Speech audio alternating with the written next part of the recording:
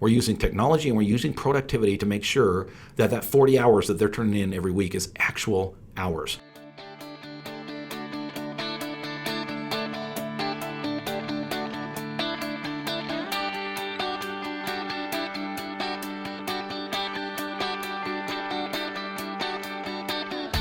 Originating from deep inside the Rocky Mountains, transported through the power of the internet, and arriving inside your tiny earbuds.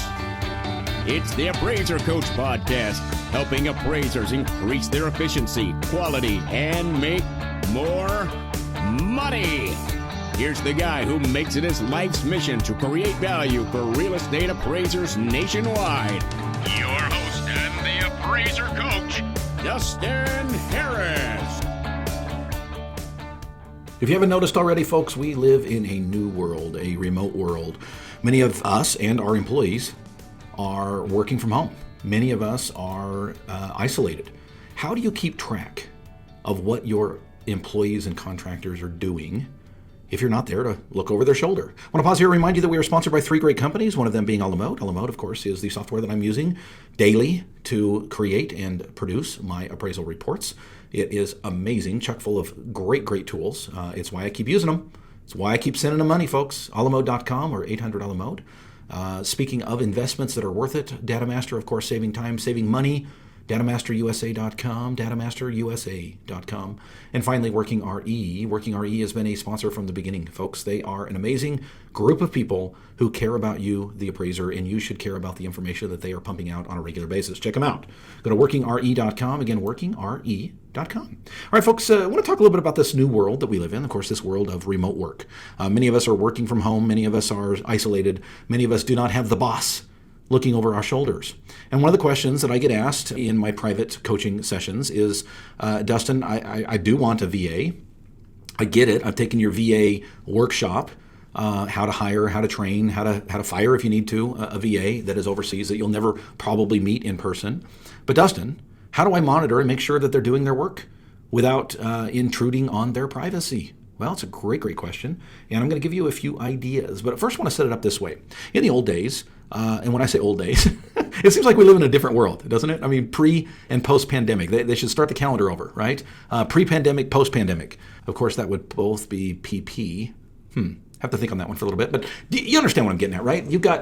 You've got this world that we lived in and now this world that we live in, and it feels very different. Certainly, many things are the same, but certainly things are different as well.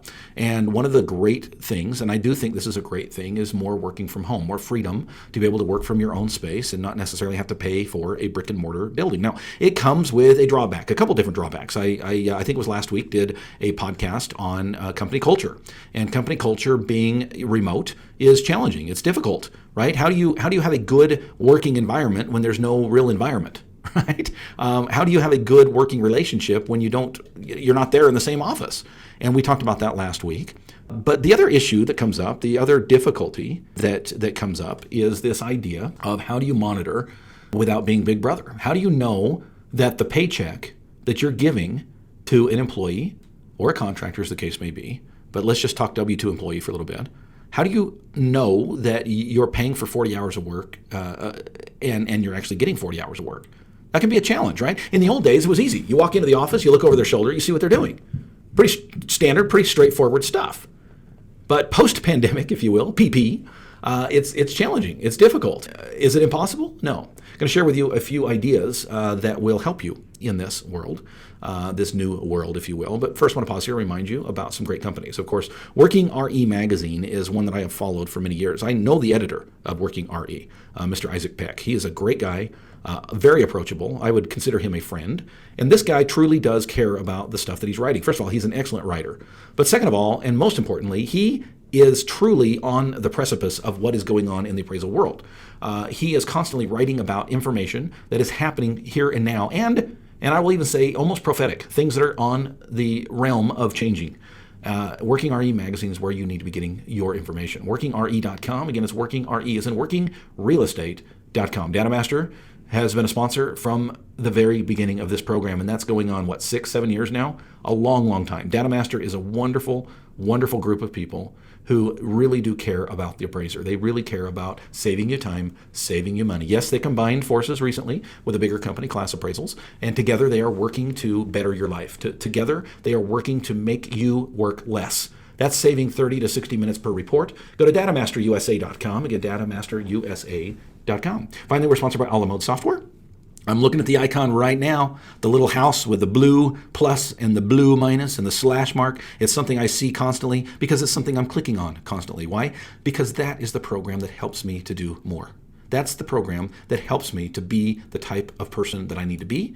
It's the thing that helps me to be the type of appraiser that I need to be. And that is efficient with high quality. The tools found in Alamode help me to achieve that balance very well. Check them out. Go to alamode.com. Or you can find them by picking up the phone. You can call them. You can talk to a real person at Alamode, which is 800 ALAMODE.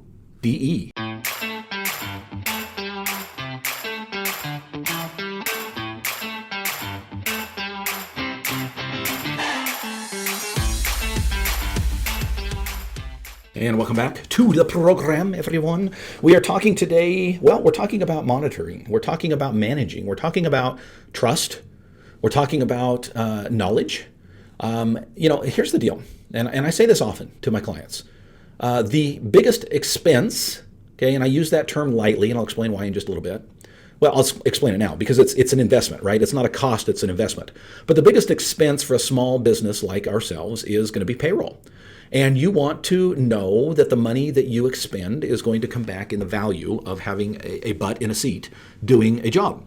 And whether that be scheduling, whether that be data entry, whether that be client communication, whether that be write-ups, whether that be fill in the blank, any aspect of the appraisal office world, you want to make sure that that $15 an hour that you're paying somebody is being rewarded with $15 worth of work in return. And it is tough. Let's just be honest. It's not easy to monitor when people are spread out across the globe. It can be a challenge. And I think as a business owner, it's not a bad thing that every time I get a payroll reporting from somebody, we pay here at Appraisal Precision every 2 weeks. And when those payroll items come in at 4 o'clock on Friday, I can't help but wonder if the 80 hours for the last 2 weeks that I'm paying for, that I truly got 80 hours worth of value. I mean, it's not that I don't trust my people, but it's that I do care about the bottom line. I am running a business here. It's not a charity. And now, I'm also realistic. I also have read enough of the studies out there to know that most studies will show that employees, even in the strictest environments, are only productive about 67% of the time. I know, that seems very low, doesn't it? But it is true. Now, that doesn't mean they're surfing Facebook or watching TikTok videos the rest of the time. What that typically means is, task switching, getting up to go to the bathroom. You're in the middle of an email and the phone rings and you've got to switch your brain to that product and then you've got to go back to the old product. Where was I? What was I doing? Oh yeah, okay. All of that goes into productivity, right? So I'm not, it's not like I expect 100%, right? I get that. I get that when I hire somebody for $15 an hour that I'm probably paying closer to, 20, 22 when it comes to actual value that I'm getting back out. I've got to pay for those buffer times, if you will. I get it. But that being said, I at least want the 67%, right? I at least want people to feel like they're being productive 100% of the time, even though, when you actually do the numbers, you'll find that it's less than that. In other words, I don't tell people the 67 number. Hopefully none of my employees are listening, okay? But I expect that if they're working toward 100%, that they're probably putting in more like 70, 75%. And I get that. That's built into the product, right? It's built into the system. But that being said, I at least want to make sure that I'm getting that 70%. I at least want to make sure that what's being done is actually being done. But there's this balance, folks, and I don't want to be Big Brother, and I don't want to be intrusive, and I don't want to end up in this realm of what's legal and what's not, right? Remember, these people are working from home. My employees are working from the environment of their intimate four walls. I get that. It's not my right to monitor everything that goes on that computer. Most of the time, it's their personal computer, right? They're logging into my server, but it's their personal computer. And second of all, even if it was my computer, and on several occasions I have provided computers, at least on 2 that I can think of right now, 3 workstations that are being worked on right now, I provided as a company. I technically own those computers, right? But I still, because of the environment that they're in, I don't have the right to, put a camera, if you will, on their computer and monitor and make sure that everything that they're doing is proper and straightforward. And so that's the challenge that we run into. How do you do so and do so without being Big Brother? So how is it done? How do we monitor our employees without, first of all, feeling intrusive, and second of all, without being intrusive, right? There's this fine line that you just can't cross legally, morally, ethically, right? We're not going to put a camera on their computer. It doesn't matter whether I own it or not. It's in their home, right? I get it. I don't want to know. Right? I don't want to see. But I do want to make sure that we're staying productive, and I want to make sure that we monitor. And I don't want to seem like a dictator. I don't want to seem like I'm overbearing, right? I do want to trust. There's a couple of different things that I want to talk about and different approaches that can be taken when it comes to the environment of management, right? Well, we're not even going to call it monitoring anymore. Let's call it management. I mean, we as an employee feel like we need to be managed by our employer. And vice versa, the employer is going to want to feel like we have the right, if you will, to monitor the productivity of those that we employ.